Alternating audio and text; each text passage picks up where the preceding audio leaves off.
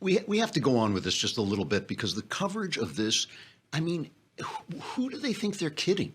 Do they think is anybody this stupid? I mean, I guess if you already are ravening with Trump hatred, if the drool, the zombie look in your eyes is like you're so hate this president that you just want to feed the hatred. I mean, I notice when you go on the New York Times website, the most popular articles are always the ones attacking Donald Trump. Let's take a trip for a minute to the op-ed page of the New York Times, or as we like to call it, Knucklehead Road.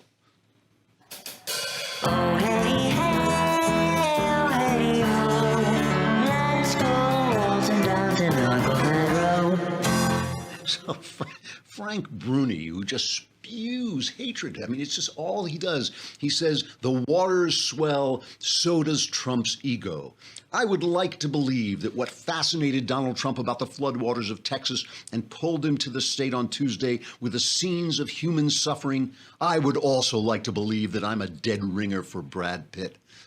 He could have said, I would also like to believe I'm a journalist. But what Trump saw in Hurricane Harvey was a mirror of his own majesty, a storm worthy of a stud like him, a meteorological compliment to one of his resorts, rallies, or stakes, something really, really big. He was just there to feed his own ego.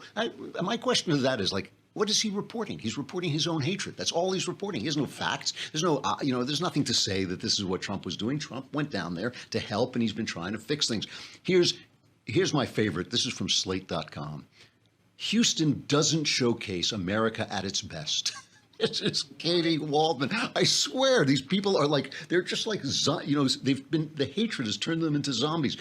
It's misleading to characterize Houston as an exhibition of the best of America, when what it represents is a contingent America, a paradise specific to the hell around it. These waterlogged suburbs have become zones of exemption where norms hang suspended and something lovelier and more communal has been allowed to flourish in their place. What she's saying is she's referencing a theory, making reference to a theory that in emergencies the best come out of people, but then they go back to being awful, which is, that's ridiculous. In an emergency, that's when people are called upon to do their best, and they do. But these people are neighbors and friends, and they're different colors and all this. They're so invested in telling themselves that we hate one another as much as they hate us. That's what it really comes down to. It's we hate one another. They want to make sure that we hate one another as much as they despise us. This is the mainstream media on display. If the best has been brought out in the citizens of Houston, why hasn't it brought out the best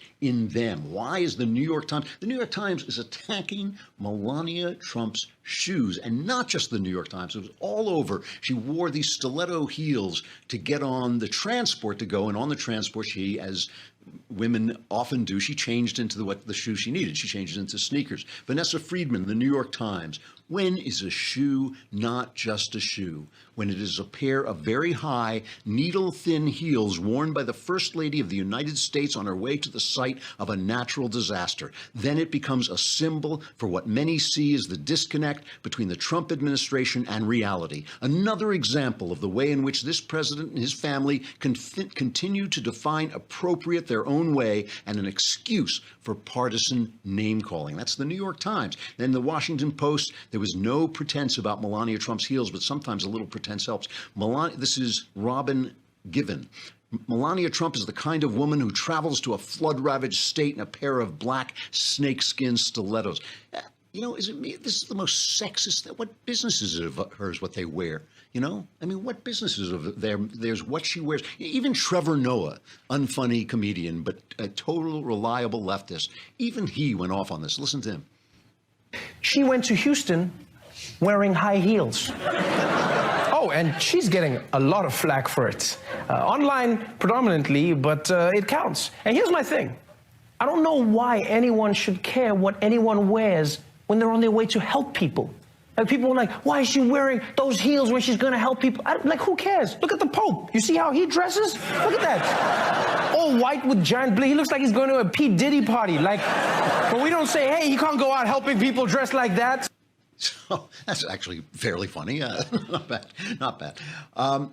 What is funny about all this is that the news is trying to create the image of itself. They are trying to create this image. They're so partisan, so one-sided, so filled with hate for this president. I mean, really, they are filled with hate for this president. And we're going to get back to that at the end of the show in our Tickety-Boo News segment. We're going to talk about the president some more, talk about a balanced way of looking at him. But they're so filled with hate that they want to find the division they feel within themselves. They want to find it everywhere. They cannot simply report when the president does a good job. They can't do it. They want to make sure that hate keeps boiling. They want to make sure we stay divided. They want to make sure Antifa still has some, justification for the violence they do, because that violence is inspired and condoned by the way the press treats Trump. And they just want to make sure that the narrative of this is a racist, divided, hate-filled country never goes away, because that's what's in their hearts.